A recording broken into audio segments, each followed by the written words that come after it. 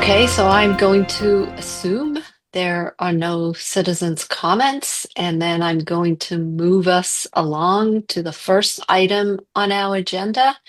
And that item is a discussion and vote regarding the request from the Cemetery Commission to utilize Chickering funds to purchase four columbarium benches. Columbarium benches. And I looked at the pictures, they look really nice. So I believe the Cemetery Commission, the Mariah Reese and member Fred Sears will make a presentation. So, Chris, if you haven't yet, you can move Rusty in.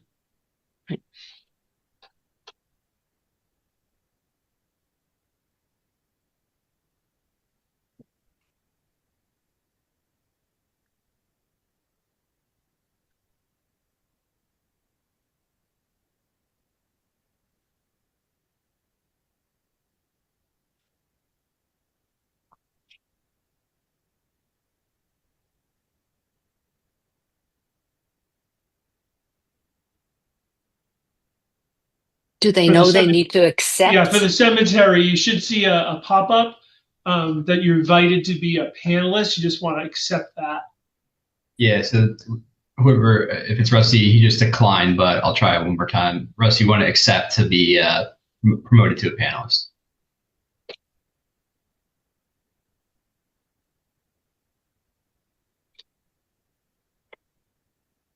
There we go.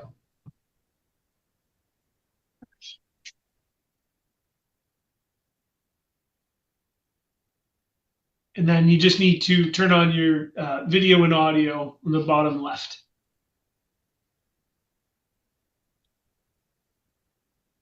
There we There go. we go. They're all together. Welcome. Yeah. Sorry about that. Disappeared. We're very invested. You're nominated. So I don't know if you heard anything I said earlier. So I'm No, Mariah. we did not. Okay, hello. Hi, Mariah. Welcome to our meeting. Yes, I see familiar faces there from all the town meetings. So these are my partners in crime here also, Fred Sears and Rusty, as you know. We have just completed the building of the columbarium, and the first question is, what the heck is that? So it Thank is you. they're not at all. But this is really the direction cemeteries are going in that 80% of our burials are cremations. Okay. And as we started looking at, the future use of the cemetery and how to build out this land, we really confronted, we're doing 30, 40 burials a year. And we need to start clear cutting and planning. And with obviously columbarium as an option, we've spent the last year researching and then everything in between to finally get this done this summer. And we just had our first burial last Friday. So that was very exciting for us because, as you know, you think it's going to go one way and then you've got 15 more steps that you didn't imagine. And I am a end of life doula and I'm a grief counselor. I'm not a mausoleum builder. So it's been a great journey, really, though. And what we really would love to ask you all to vote yes for is some use of some funds from the Chickering Fund. This project ran higher than we thought because, and I was pretty much the front runner of it, and I didn't realize that there was this thing called prevailing wage. So, as you might imagine, Welcome to municipal work. So that I had one bid for X dollars, and then I learned of prevailing wage, and it changed the whole scope of the project in terms of finances. But the good news is we've really done it, I think very frugally. I think we all put the plants in together, and now we just don't want to tap into our perpetual care fund anymore. And if we could possibly get funding for these benches, just say a little bit about the benches. They are expensive, relative to another type of bench you could get at Home Depot or even online. This is a very special bench in that it takes into account the population we're serving. So if you would imagine the columbarium, it's a large patio and people are standing there for a service. We have people who will need to sit down and they need a back and they need to feel comfortable, and they need not to be distracted by, some of us, our old bones, having to adjust while we sit for service. We also thought having 4 that were 6 feet would give, it's not just token seating, it's really a reflection of us as a town really respecting this time of life and this time of life ending and this time, very important time of life for a family. So these are plastic benches. The company has been in operation for many decades. Even the staff I've spoken to, they're working 10, 15, 20 years for the company. The benches they're guaranteed for 50 years. So there's no asking Park and Rec or DPW to sand and to varnish and to update them and have them look better. They'll hold their own. Also, in keeping with our budget, we had to use a stone that's a little bit thinner than maybe we would have liked. And to put many of these benches, you've got to anchor them. These, you have the option of anchoring if at some point we wanted to do something additional, which would be more money to anchor them, but they look fine and they're nice and durable and heavy to be as is for now. And maybe forever they don't need to be anchored. If you go over to the columbarium, just the idea of 4, you'll see your seating is not an afterthought. It's really part of what we've created here for people to look and go, oh, good, this is very nice. I called the company this week and told them that we were going to be meeting, and they took another $230 off the price of the bench. In that estimate, we could also take off another $90 because we have a piece of equipment that can take the units off of a truck as opposed to having that company do it for us. So we're really looking at $59.08 as a final number. Any questions? Robin, would you like me to go, or do you want to start? Well, as a matter of fact, Dave, I was going to ask you because I know you are the most familiar of us on the uses from the Chickering funds, and I believe this is one of the approved uses. So I thought it would be a good reminder about the fund and what it's meant to provide. Yes. Besides that, it'll be an education for me. Okay. Well, basically, if I get the facts right, back in 1917, one of the Chickerings, I guess it's George, but I'm not positive, Okay, we left won't the hold you town. to that. Yes, left the town a sum of money, and a bank is a local bank, or no, it's not a local bank. That bank was bought like 5 or 6 times. And in any event, we are the beneficiaries as a town for certain uses, and certainly this falls within the scope of what those uses are. So that to me is not only allowable, but it appears to be exactly the purpose of what the Chickering Right. gift was. I've got a different question, which is on one of the pictures of the benches, they had, I'm going to just use the word Inscriptions? engraved. Yeah. And so I wanted to ask what the cemetery's policy would be for either memoriams or is anything going to be on the back of the benches? And if so, what is the policy to get them there? Yeah, that's a great question.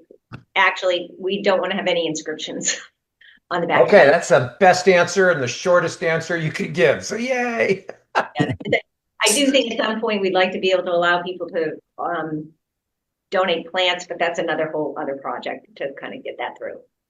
Right. Okay. Right. Now, But for the benches, you don't plan on putting anything on there? Simple and elegant is what we're looking at. And then if you do need to anchor the benches, because now I'm worried about unauthorized movement of the benches. Rusty, you feel that you can keep them secure there without issue? The anchor, I've never seen one before.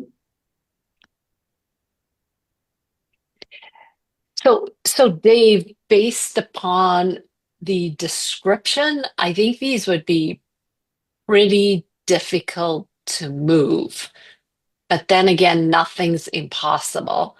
So having not seen them, but they seem very sturdy and large. And I believe Mariah said that you need a special piece of equipment even to take them off the delivery vehicle. So they're heavy. I just want to Yeah. make sure that if you deem that they need to be anchored for security purposes, then I would suggest that you move ahead with getting that done as well. But if you don't want to move them for flexibility or just you're not sure yet, that makes a pile of sense to me as well. Dave, do you think that we should be asking, is it one of your questions, if we decide to anchor them, would we ask for more funds from Chickering Fund? I'm just a little concerned with our perpetual care and being, very kind of tight on that. My Right. my sole single opinion is yes, I would come back to the Chickering Fund and ask for supplemental. Okay, perfect. I'm And I not guess the speaking concern for is Pam that and it's Robin, but probably, that's what I would do. yeah, and I guess the concern is that it's probably cheaper to have them firmly connected to the earth and not have them stolen, because if they do get stolen, then it's a bigger expense. The good news is that it's going to be about a 5 to 6 week delivery time. So when they come, we're not going to be in a rush. We'll probably put one together and kind of see how it sits, because we probably wouldn't put them out for the winter. It's not likely we would be having burials in the winter, but those are just thoughts right now at the top of my head. So I think that we have this encouragement that we could come back to you all and that we can Right. be actively looking at the right decision is good. Right. So I would see when you put the first bench together, how heavy is it? How likely, because it is cast aluminum, how likely is it that somebody could move it? Not even somebody moving it, how likely is it that if we get extremely bad weather, like high winds, would they get damaged and be moved? And I think the answer to that is very unlikely, but then again, I don't know. And then I would also figure out what the costs would be to permanently secure them. It may be something that even we can do ourselves. So I would get an answer to that as well. Sure. Got it. But don't be shy about doing this really well, because we agree with your whole premise that it's very important. It's a reflection on the cemetery and the town. Thank you. Right. So Cam, do you have any questions? No, I don't, Robin. Okay. So then what I'll do is I'll make a motion and Mariah, feel free once they come and you've looked at them. If you want a second opinion, I'm sure somebody else will let you know if they're sturdy enough. Don't ask me because I'm not qualified, but maybe somebody else is. Um, and if you could just let us know where you end up, if you think you need them permanently secured or not. And I'm sure, we could figure out if it's something we can do in the townhouse or if we need special expertise for that.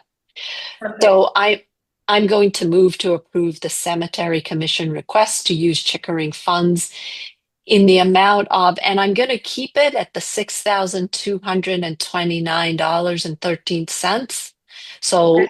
So not to exceed this amount, to support the purchase of 4 benches to be placed near the Columbarium. columbarium and garden. I will second that. All in favor? I, Robin Hunter. Hi, Dave Haviland. Hi, Cam Hudson. Great. Thank you so much for your support. This was really easy. Really, really appreciate it. Well, thank you for doing it. Yeah. Contrary to popular belief, if you present us with all the facts, it's easy for us to approve. So thank you for presenting us with all the facts. Go by and take a look. You might want to make a purchase. I Actually, it fits in with my end of life plan. So I was just thinking that. So We already own our second property in the cemetery. It's Kate and I's big joke. We have two plots in Dover. Very quiet place. right. Thank you so much, everybody. Thank you. Thank you. Okay, bye-bye. Bye. Thank you very much. Thank you. All right. So the next item of business is a discussion and vote of professional service agreement with Barrett Planning Group for Dover's housing development study and plan. And just as a reminder, 2 or 3 years ago, the Dover Housing Task Force was established. And the goal of that task force was first to, understand 40B and how it worked, to put together tasks lists and checklists to ensure that we never missed any of the requirements. And then ultimately, phase 2 was to go out to bid, hire a consultant who would help us design a housing study and plan so that we could present to the town of Dover some alternative ways to develop large parcels of land that would provide us with diversification in our housing stock, but still maintain the rural character that's so important to the town. So the first time we went out for a proposal, we only got one proposal back. And it was really because most of these consultants were working on MBTA Communities Act, and the proposal we got back didn't really fit what we were trying to do as a committee. So we went back out to bid, and now with MBTA Communities behind us, we're going to make a presentation and recommendation to you on our selection of Barrett Planning Group. And I will just say that the proposals we got back, none of them hit everything we requested in the proposal. Everyone had shortcomings, but we evaluated each of them. And as a town, we have worked with Judy Barrett of the Barrett Planning Group before. She understands the town of Dover. She's also done a very similar study to what we're asking for Wellesley. And at the end of the day, the Housing Task Force felt that she would be the best fit for this project. But I'm going to turn it over to Mike, who will give a few more specifics. Thank you, Robin. I think you hit most of it. So just to add some specifics, so it was May of 24 where the selectmen brought forward a warrant article to town meeting for a special one-time project for this housing study that was approved. As Robin said, we went out to bid later that calendar year. I think it was October. We did get that one bid back, and as Robin said, we just didn't think it was the best interest of the town to evaluate only one bid. You want to compare proposals so that you can decide what's the best. So we did go back out. I keep saying bid, and that's appropriate, but it's really an RFP. We did go back out this spring and summer. And I'm pleased to report we received 3 proposals back. How this worked in terms of a proposal, unlike oftentimes when you do like construction projects, like the community center, for example, you go out to bid and there's an obligation to accept the lowest responsible bidder. This RFP process was more qualitative. So we received proposals with the bids or the prices sealed separately. So members of the Housing Task Force reviewed the proposals independent of cost, ranked them based on some predetermined scoring metrics, and then totaled them. And we found one that's before you tonight at the highest cumulative score. We then opened the proposals and did find all of them were within our budget. I will say this was the highest bid in terms of dollar amount, but they were all pretty close. I think it ranged from in the 80s to $100,000. So, but again, the group felt that it was important to choose the right and best fit, not based on just the dollar amount. But again, even this as the highest bid at $100,000 was within the proposed approved budget by town meeting. So we're bringing that forward to you tonight, or today, I guess it's not tonight. In your packet it's a copy of the proposal that was selected. Just for your edification, a copy of the RFP that was issued, and based on the scores that I received, I am now recommending to you that we award the contract to Barrett Planning Group to begin this very important housing process.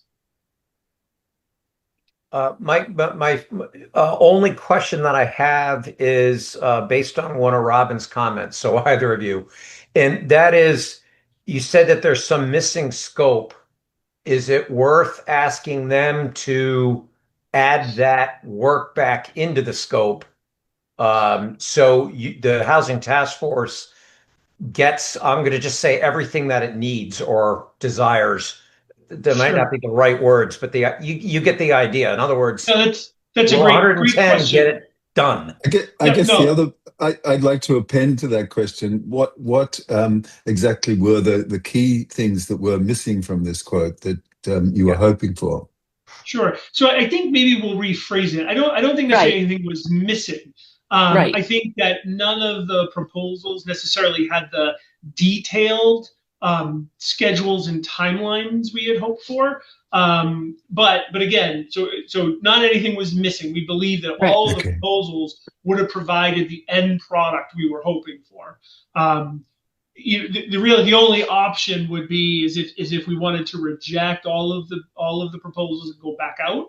But we felt that, given that we felt they were all not exactly what we had hoped in terms of detail, we reviewed them as a group, and again, this particular RFP response rose to the top. Okay, you see where I'm going. I just want to make sure it's giving you everything you want. So I'm going No, the opposite direction.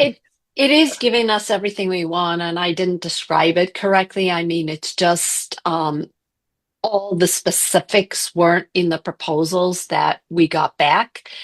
But for us, having worked with Judy with the Barrett Consulting Group before, we had the utmost confidence in the deliverables that they would provide and that they would adhere to the budgets and timelines as we got more into the project and understood what we were looking for.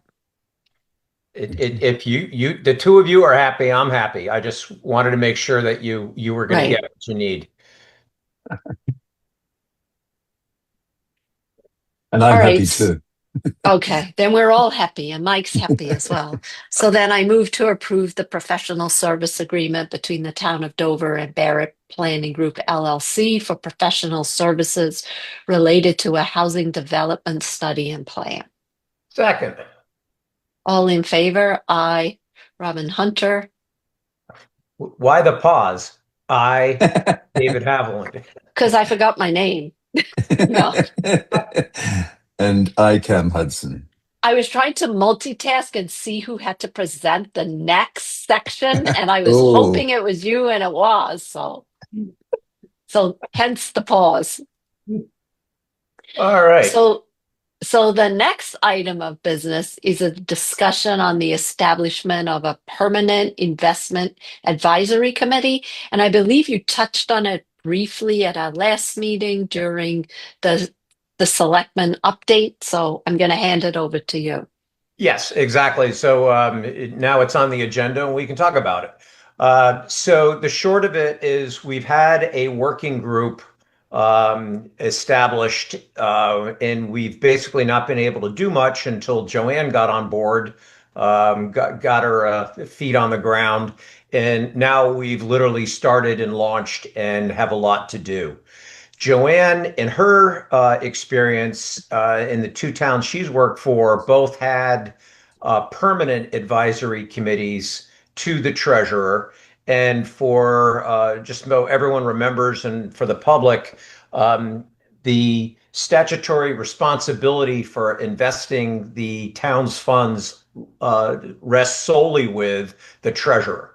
So It's her decision, but certainly this town has a lot of financial experience and expertise, and if we can help her through advice and meeting, act as a sounding board, then we'd be happy to do it. So that's why the Joanne and I are recommending to the total board that we make this a permanent committee with the membership being one member of the Board of Selectmen, one member of the warrant committee, and one member of the public at large. And that coincidentally happens to be the way we're made up. But Joanne said it, and we looked at each other like, well, one selectman, one warrant committee, and one at large. So it's a great group, and we have a lot of work to do. And we just think it is best that we formalize, keep minutes, and then just really continue our work. Well, for me, it seems like best practice, and the fact that Joanne asked for it makes a whole lot of sense to me to go ahead and do this. I think it protects her and it protects us and it protects the town. So I am very much in favor of establishing this as a permanent committee, especially given that the staff asked for it. So we're truly supporting them. Yeah. And I agree with you entirely, Robert. I think it's a good idea, and it anchors those financial decisions in the community as well, which I think is really hopeful. And also, So- it's going to keep the Board of Selectmen and the warrant committee completely apprised of what's going on, whereas there might be a time delay otherwise. So, Correct. Correct. So I'm going to move to approve the establishment of a permanent investment advisory committee. do you I'll- wish I'll to second add that. the membership, or do you want to just establish the committee? Saying one member of the Board of Selectmen, one warrant committee, and one at large? What do you think, Mike? Um, Because So- because I'm assuming as part of establishing this committee, there's going to be like a mission and right? So Yeah, so there's so- going to be so- a document outlining all of that. Right. So I think to make this formal. So I think this was, as Dave said, he brought it up last time, but you couldn't really discuss it. So we Right. wanted to make sure everyone was on board. And exactly, I think what we could do is work to put together like a charge or mission. A charter. And then, yeah, a charter, right? And then we could come Right. back to your next meeting and formally appoint, I assume the current members who have been serving at Dave's request. Now we'll make it a permanent Board of Selectmen committee, and we can formally appoint each of the members. Perfect. Right. Thank you. And figure out what the terms are. Make sure the terms are staggered so you're not always Right. trying to look for new members every year. That's Or a maybe good that point. doesn't matter. Maybe it's just a liaison type arrangement for warrant and the Board of Selectmen. And then the member at large maybe has a term. But you Okay, can yeah, figure we that can out think in the that's right. charter. That's all in the That's right. charter. So That's right. how about this? I'm just going to second Robin's motion. Okay, Perfect. all in favor? Aye, Robin Hunter. Hi, Dave Haviland. I Cam Hudson. Okay, excellent. So the next item of business is we see like a standard item on our agenda, appointing individuals to boards and committees. So it's another appointment to a board and committee. And this is a request by our town clerk, Felicia Hoffman, to appoint Judith. Okay, now I'm going to butcher the last name. Elksnitis. Elksnitis to the Board of Registrars. What is the U in parentheses after Judith's name? I think it means undeclared as far as voting. That was my Oh. assumption. Okay. Was that a motion, Robin? I'm sorry. No, I just I will make a motion now. I'm going to move to appoint Judith Elks Nitis to the Board of Nitus. Registrars for a 3-year term effective July 1st, 2025 through June 30th, 2028. Second. All in favor? I, Robin Hunter. Dave Haviland. I, Cam Hudson. And just for the records, Judith has served in the town as an election worker over the past 3 years and has indicated her willingness to serve as a registrar. So we really appreciate that.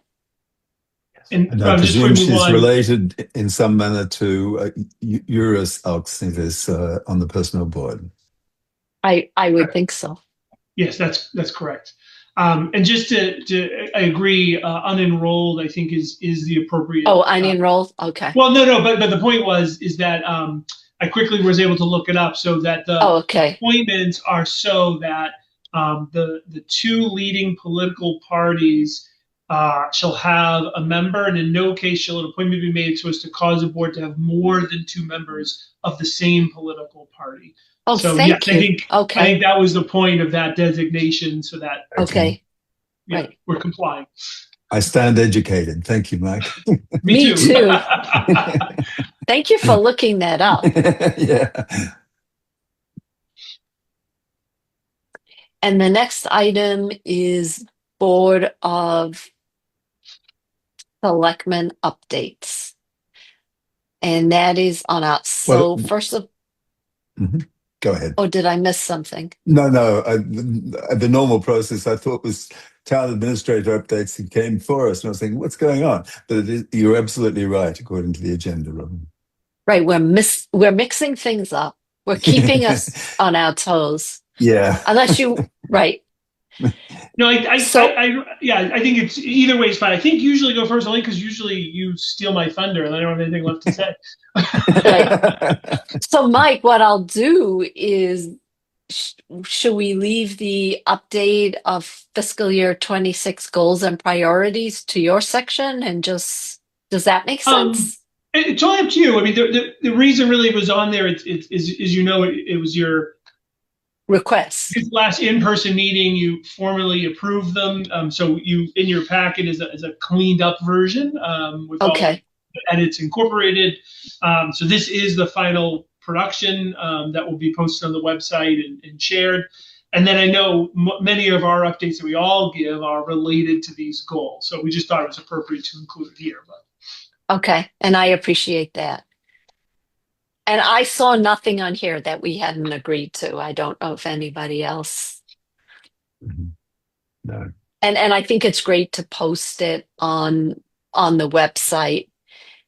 And because I always have suggestions that are more work for you guys, I wonder if we should have a status column on the website, and when we've completed things, maybe say completed or Sure. Yep. Or 80% complete or something like that. Great. All right. And then I have a request to make. I am going to be in Europe on October 23rd, and it would be extremely helpful for me if we could change the time of the meeting and have another afternoon meeting. So any time after 3 would work really well for me. Look at my calendar. On the 23rd. Yeah. Yep. Well, starting at 3 would be good. I'm wide open, so 3 works for me. Ditto.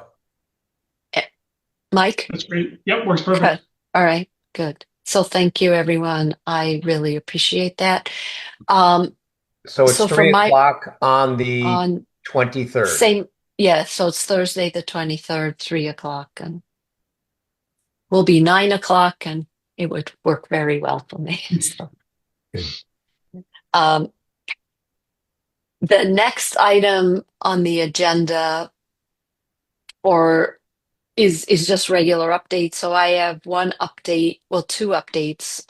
One, I attended the planning board meeting on Monday night, and I will tell you once again, I was so impressed with the work done by the town planner.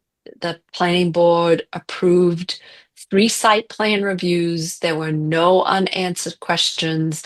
The town planner had clearly worked with the applicants and their contractors.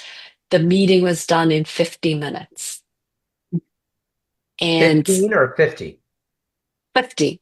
You know, there That's were still three amazing. site plan reviews, so Yeah, you I was still gonna have say. to go through everything. But all the questions were answered ahead of time. It was just so efficient, and can't thank the planning board and the town planner enough for all the prep work that's being done ahead of these meetings, because there was a lot of concern in town about how long these site plan reviews take.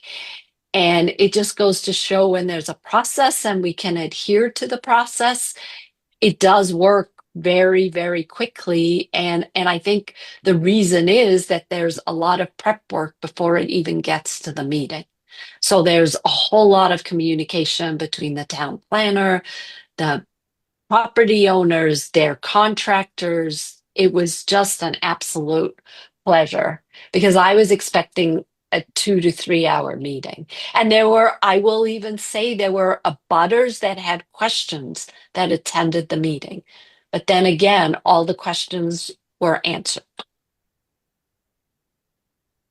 That Good. is great news, Robin. It Yeah, is on a whole host of levels, but it also, I'm not sure if answers is the right, but there was concerns at a previous town meeting, the annual town meeting, on some issues relating to this, and it sounds like the planning board and the whole process has been put into place that should alleviate, if not completely address, some of the concerns that were brought forth at town meeting. So that's great news.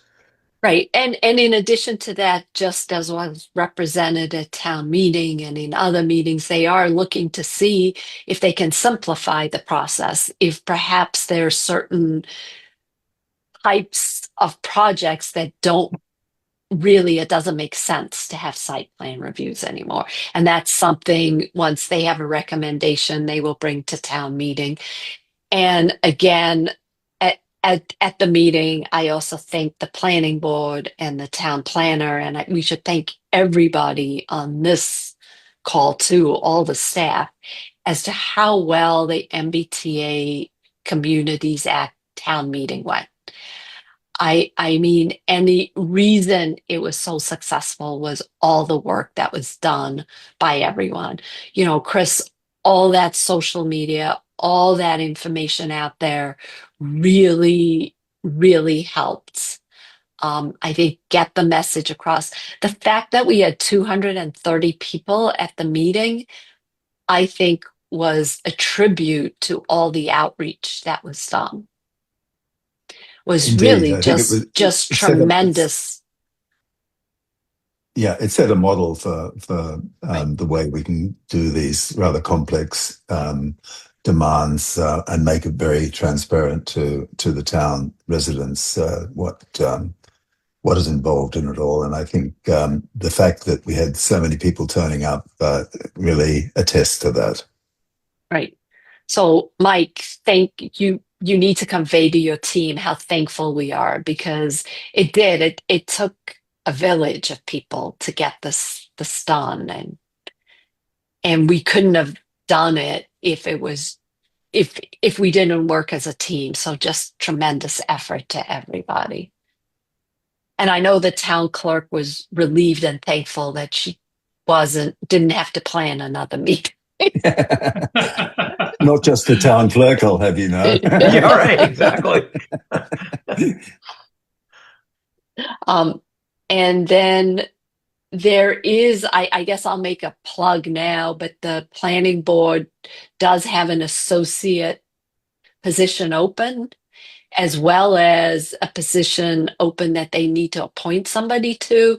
So they are looking for candidates. There's been quite a bit of outreach already. So if you know somebody that may be interested, please send them to either the town planner or Carol to learn more about those openings. Because I will tell you these associate positions have really worked well for them. When people have stepped off, they can have people that immediately step on. And that is one committee where it's really helpful to have some experience. So to come on as an associate is a really great learning ground. So again, if you know anyone, send them to Carol or Melissa. And though that, oh, lastly, there was another email that we received from the library trustees regarding the AC or HVAC issues there. Yeah, you know, Cam as the capital liaison, maybe you could work with Mike and Carl, but I believe we are doing everything we possibly can. This is a priority for us as well. Agreed. And I understand that patience is running out, but again, we have a process we need to adhere to. There's been a whole lot of extenuating circumstances that led to this, but we are doing everything we can to rectify the situation as quickly as possible. Right. I fully agree with you there, Robin. And I've actually been talking to Mike about that as well. And I think we do need, I mean, I think it's somewhat embarrassing that it's taken us so long to get this done, and we need to prioritize it. And Right. Rob's commentary is clearly intended to encourage us in that direction. And I think it's a reasonable request. Right. And I would hope that we would have prioritized it even without his Yes, indeed. urging, because we all recognize how important Indeed. it is to rectify the situation. We have been. I agree. We can assure Rob that we are not going to have a repeat of the community center, which only took 25 years, nor the Chickering building project, which was the second longest project in the history of the Commonwealth. So what are you saying? It will be done in 15 years? I'm not saying anything other than it's not going to be 25 or longer. So no, I think the issue is it has to go out to bid again, right, Mike? Right. And it's just going to take time, and unfortunately, we can't really proceed until we've got a bid that we've accepted, and then hopefully we'll proceed with great haste. Right. But I think we've got a little bit of egg on our face on that one.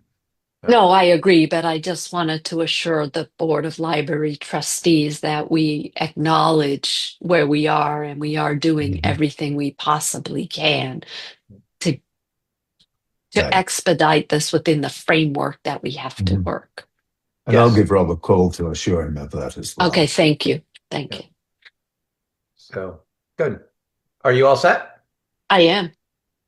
Okay, I've got three quick updates. One, sustainability met this week, and they are working on their pillars of sustainability and hope to have that formalized.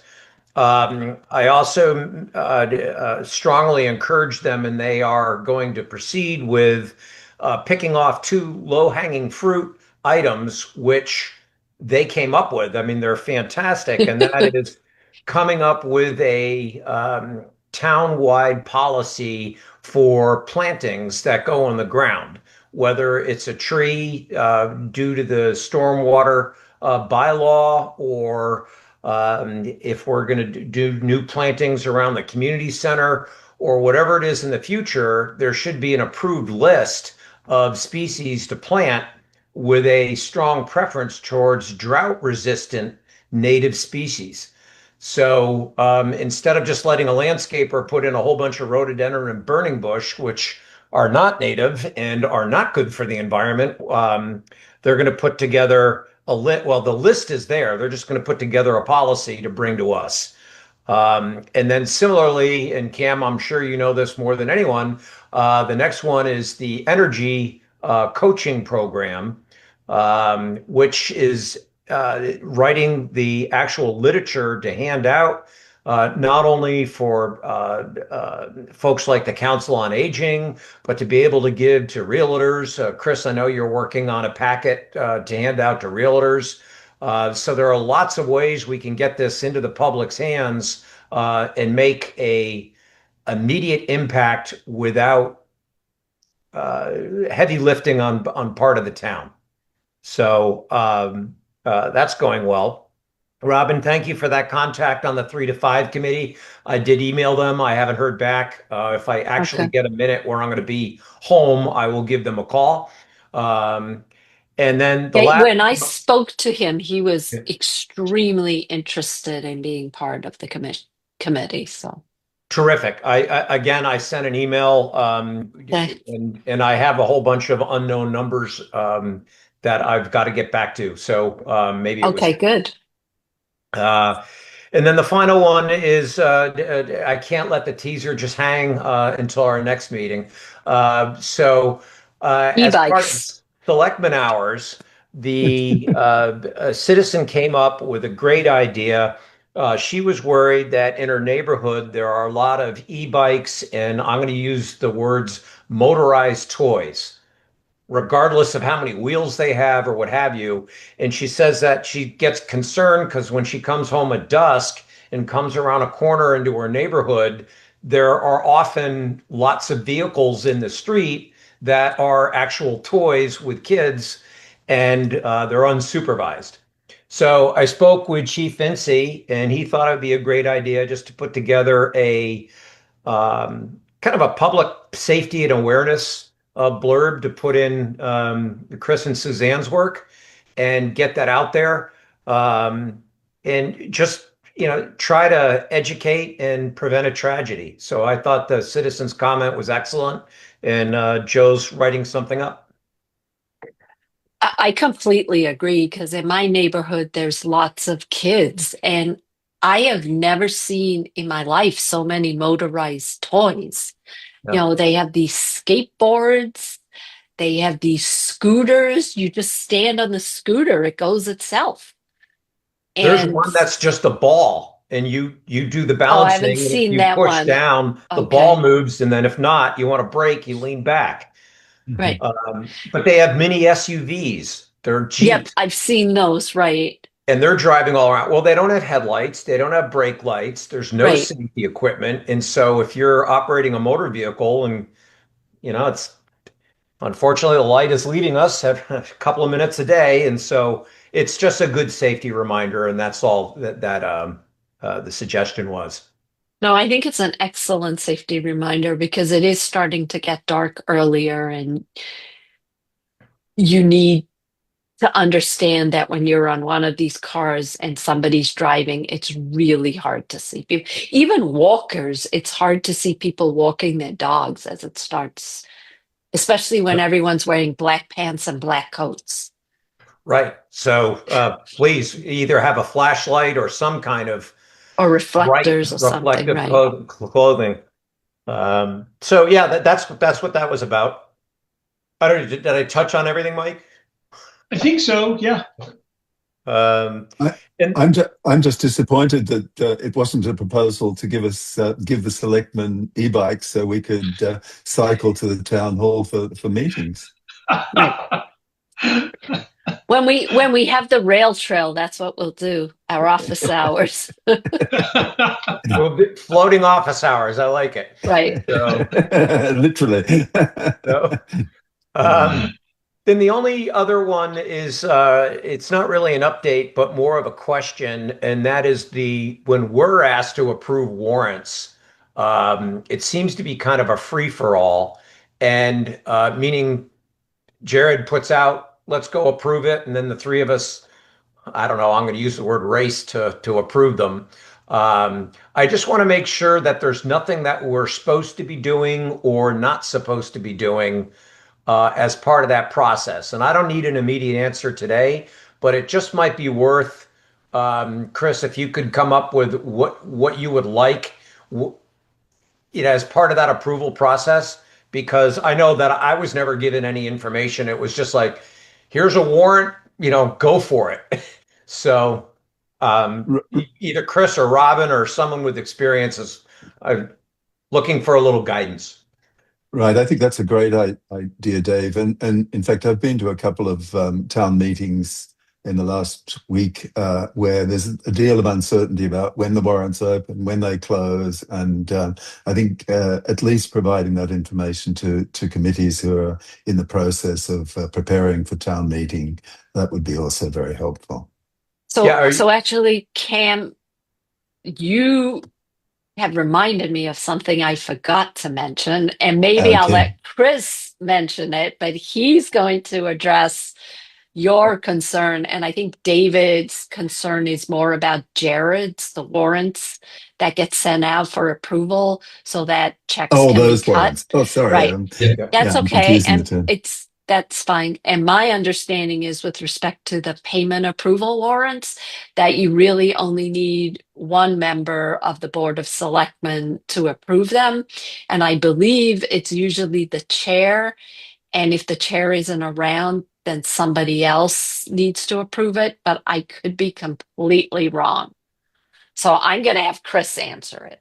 Yeah, I mean, also I'm new as well, so that would be my assumption would Right. be to have the chair, and I believe that's how it was functioning prior. Right. However, I do realize that we want to have a moment and a pause for everybody to be able to take a look before we send stuff. So I can't come up with something on the spot, but I'll definitely think about how we balance everything and issue some guidance to everybody about what the expectations are. So, but it's a Right. good point. Right. But I think for transparency, especially now that all the invoices are attached, I really like that we can all see what bills are being paid because sometimes you do have questions. Exactly. Yeah, So I like that transparency. But yeah, I agree everybody, with you you, don't have Robin. to race. Right. But It's not a going race. through 500 Right. pages of documents Right. is somewhat of a challenge as well. The thing that I noticed from going through them is so how many repeated invoices we get from, for example, EverSource or Right. Amazon Business or Verizon, and I'm wondering if there's any benefits from trying to consolidate some of those, or whether my supposition is if we're buying electricity from EverSource on 5 different accounts, maybe we can get a better rate if we consolidate them. But I just that's an open question in my mind. I'm not suggesting anything there. Yeah, no, I appreciate it. So I don't think we've been entitled to a better rate, but it does seem not very efficient that we pay 10 different Amazon bills. Exactly. However, Exactly. the reason for that is these aren't just submitted to you having not been vetted. Each department receives their own bills. They verify that, yes, these are the items we ordered, these are items we received. Each department makes a determination of what account is paying for those. And so that's why it is, although it doesn't seem efficient, it is an important step that is verified at each of those levels, right? Fair enough. Yeah. See, this is what happens when you're not involved in the daily operations. That makes sense what you said, Mike. Yeah, Fair. indeed. Good questions, though. Yeah, very much so. And along the final on that is on that large proposed payment to the federal government for excess interest earned. Joanne, Chris, and I had a good meeting, and lots of educational questions were raised of Hilltop, and we'll get some more answers and get that out. The good news is that there's not a necessary time gun. That also can be pushed out. I think it was for another 18 months. The timeline is related to the bond issuance not anything else. So we'll get some good answers there and find out if we can lower that or not. But it's certainly worth asking the questions. Right, because I was trying to do the calculation. Like I realized it's the interest that you earned in your investment account over the rate that you're paying. That's the arbitrage. But yeah, so it makes sense that you would need to pay it. And there were a large amount of funds that we had prior to us expending them, but I could never back into the exact calculation. But that's what I figured it was trying to do, right? Well, one of the questions that we have is the authorization for the community center, as you know better than anyone, Robin, came from multiple funding sources, including free cash.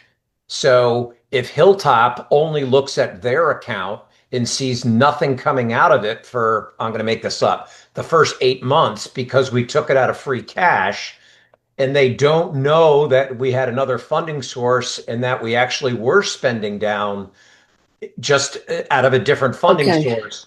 So that's one of the Okay, areas so of question.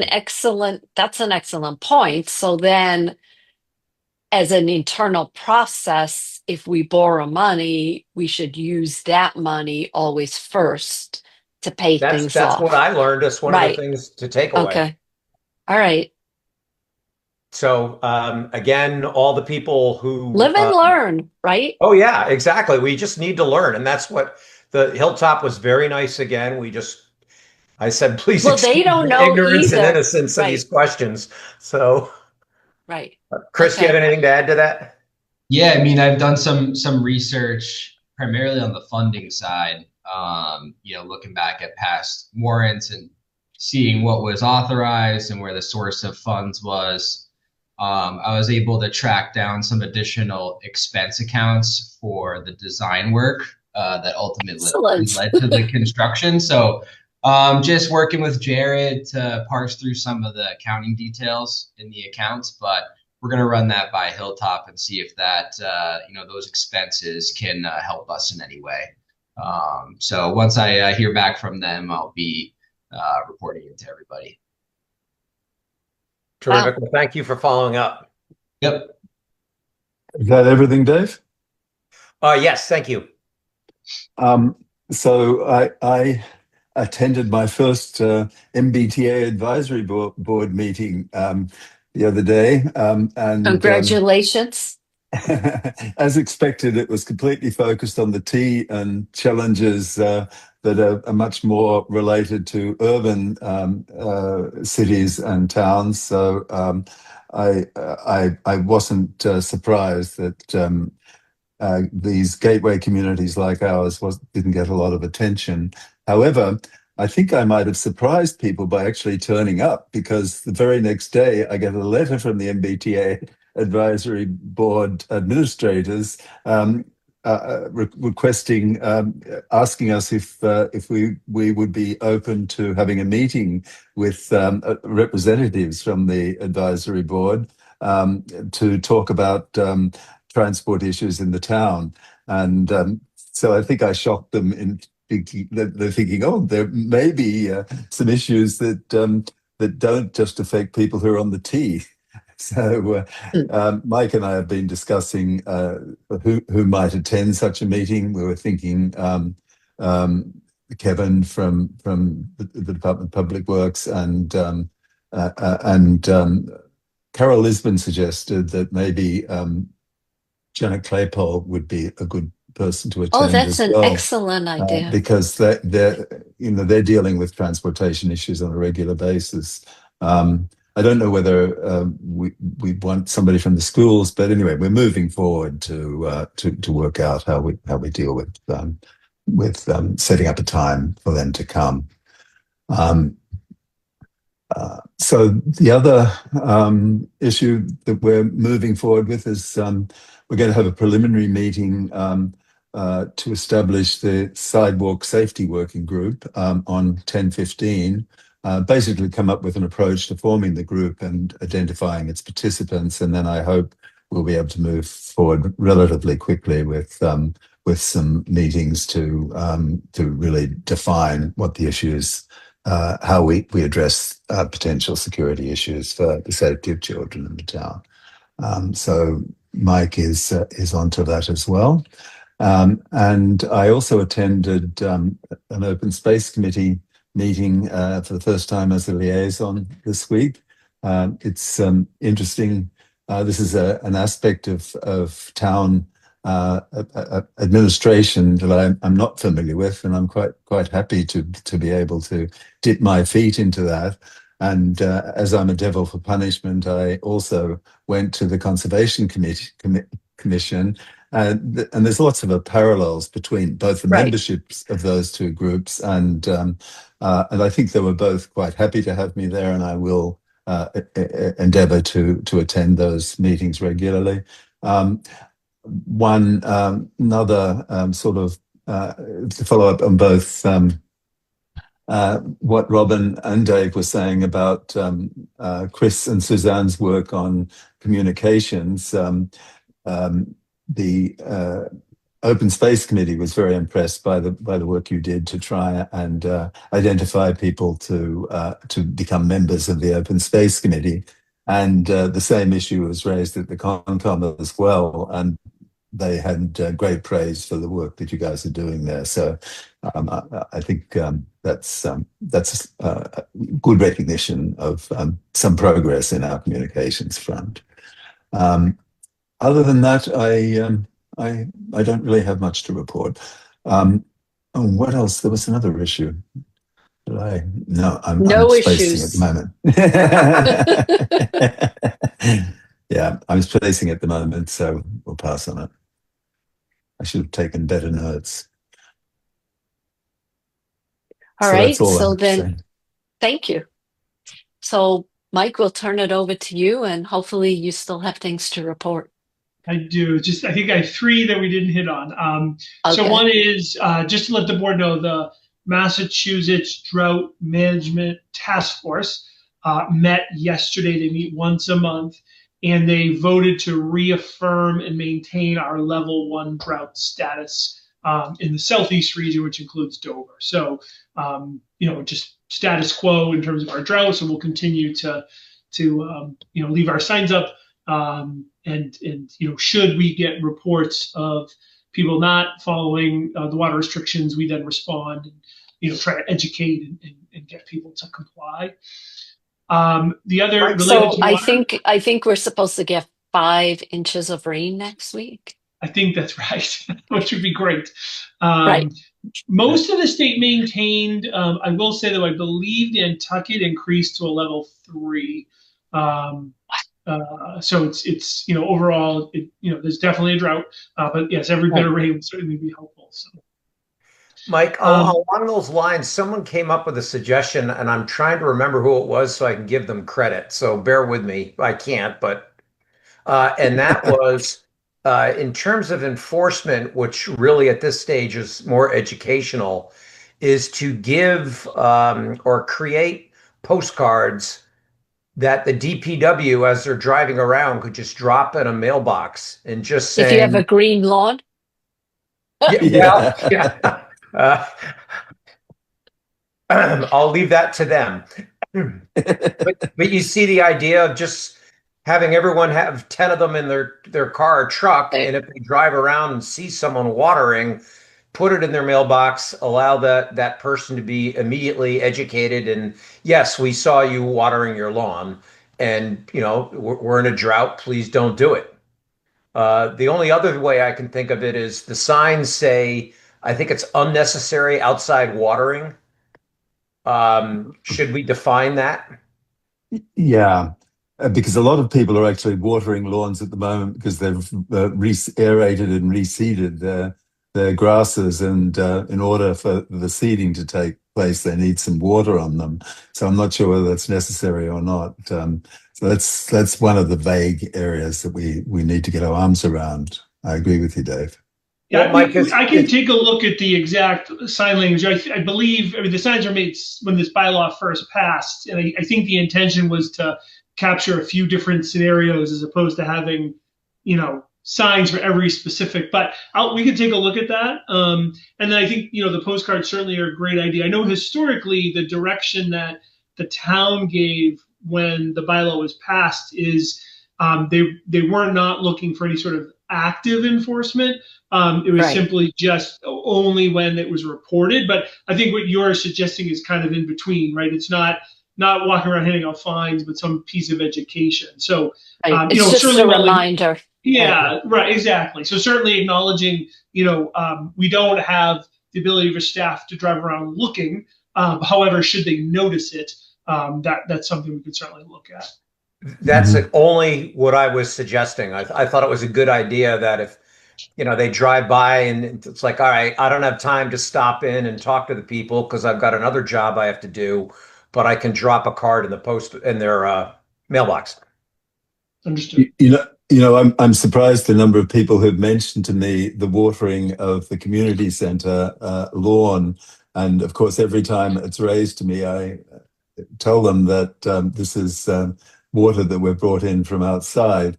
But there is a sense that it's a bad look if we're sort of promoting our own lawns, even with outside water, but telling other people not to do it. So it's Right. Well, it was 20,000 grand, so. yeah. Yeah, we did. Cam, I appreciate that. We did try, and perhaps we could do Right. a. I know you don't know did. what the I know watering you did, schedule Mike. is. We could do another push though. If I'll be honest, I'm not sure if they're still active water. I think so, but we could do another push of that information because I agree. We Yeah. did get a fair number of inquiries about the same. I think once people learned, or most people, once they Yeah. understood what we were doing, they were okay. But I agree, it's a Yeah. little awkward to drive by and see this beautiful green lawn when we're telling everybody else not to water. Right. And Mike, just as a reminder, because I was involved in the bylaw, we basically communicated, and maybe it's just reminding townspeople that the signs mirrored the state guidance. So I don't think there was necessarily room on the sign, but we can't. So maybe each time we go into a drought, we just remind people what it means. Mhm. Sure. And I really do like this notion of us providing a more general Right. guidance to Mike to update the town on changes of drought status rather than having to come to the Board of Selectmen Right. to approve Right. it. I think that's a great approach, and maybe we should start to normalize that going forward. No, that makes sense. All right, The other water related was just to keep the board apprised that Aquarian did go out over the last 2 weeks. I believe they finished up last week doing test well or two on the Ponzi land, as this board asked and requested they do. So that's been completed, and now we'll wait for them to analyze the results. And I think they'll do water samples and all sorts of things. So just to let you know, they did listen, they did move it forward, and I'll keep you updated. That's great. As we get more information on that. And then lastly, I just wanted to thank the Board of Health. They offered a flu clinic this past Friday here at the townhouse. I don't have exact numbers, but I think they had over 100 people register to get their flu shot. We're now usually not here on Fridays, happened to come in to do a little work, and while I was here, I got mine. So I selfishly am thankful that they offered the flu clinic. So it was a nice operation. I was in and out in about, I think, 3 minutes. So appreciate their efforts on that. Thank you. So then we're going to move. And Chris, why don't you tell Cam what we're working on with the Warren Committee for the town warrants? Yeah, absolutely. So I've been working with some members of the warrant committee to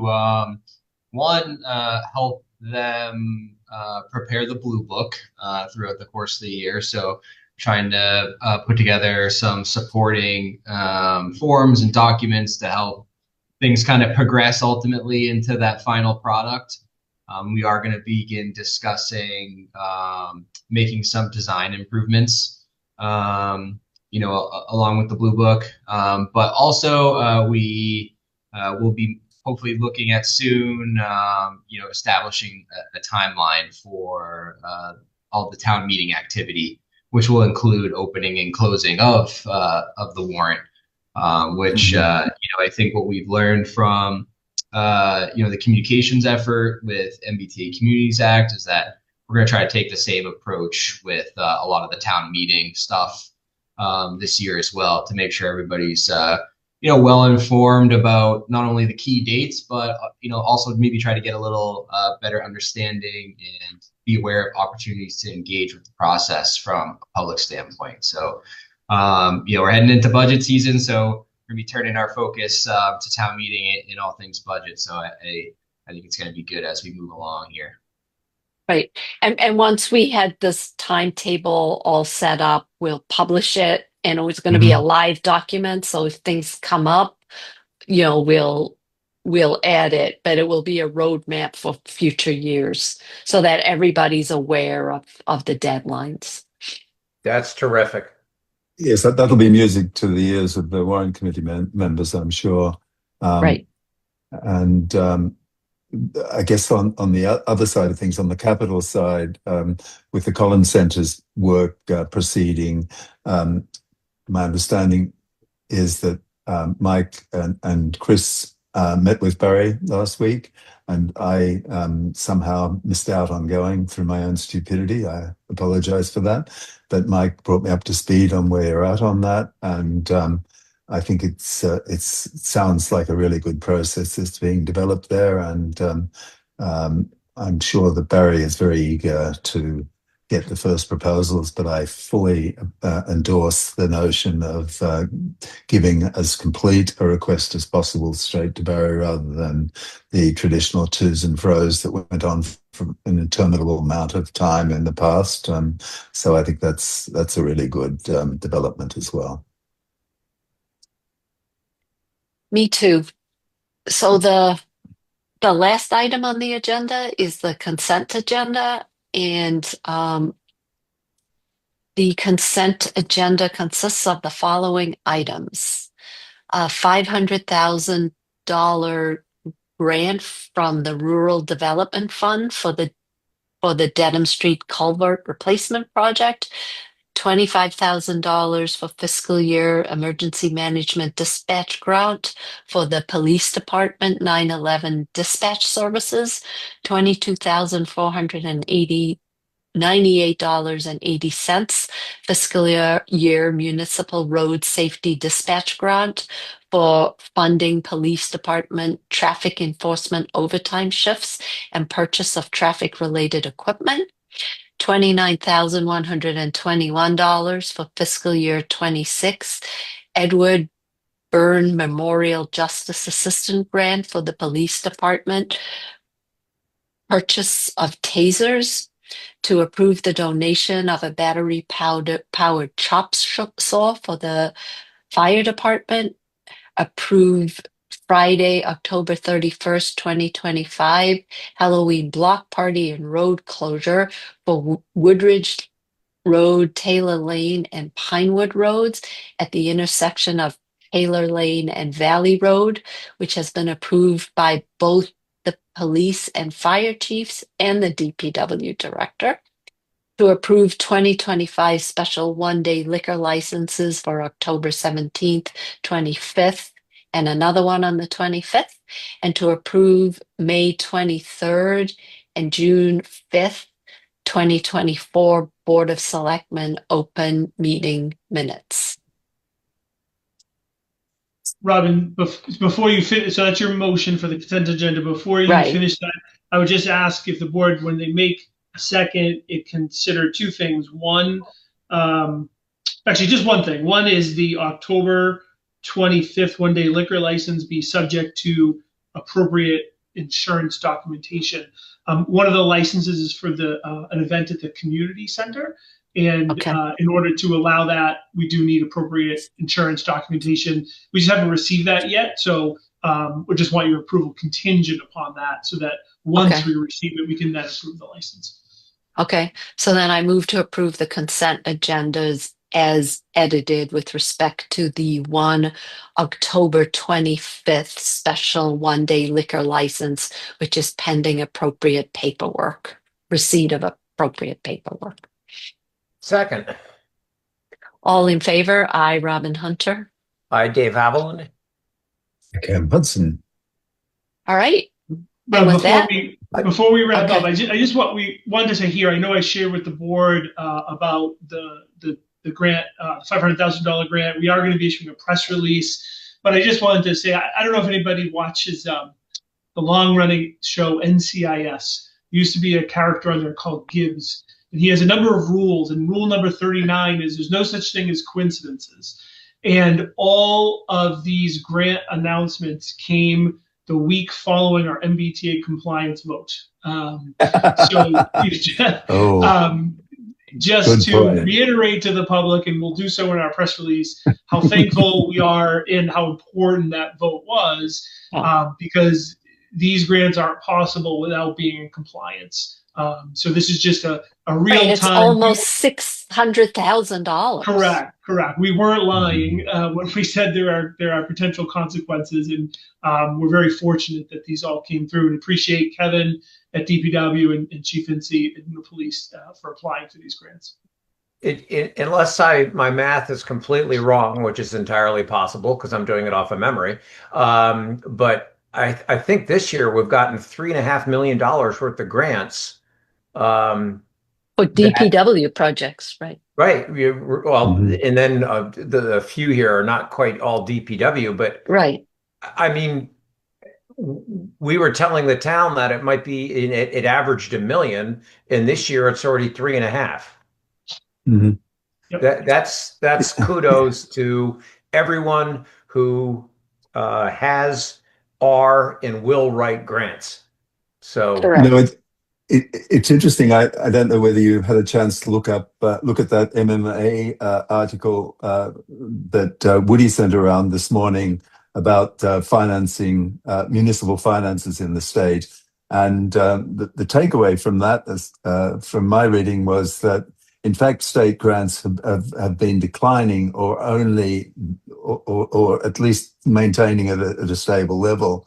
They haven't been increasing, and the towns in general are being really squeezed because we're so constrained by Proposition 2.5 that there are very few sources of financing. So I think it's in that context, it's interesting that we're getting a pretty substantial amount of grants right now. Right. So I have to go catch a train. So would you mind if I move to adjourn the meeting? I don't know. What do you think, Cam? I will second that motion, Robin. I suspect it's more bathroom related, but that's okay. No, it isn't. All right. Thanks a lot.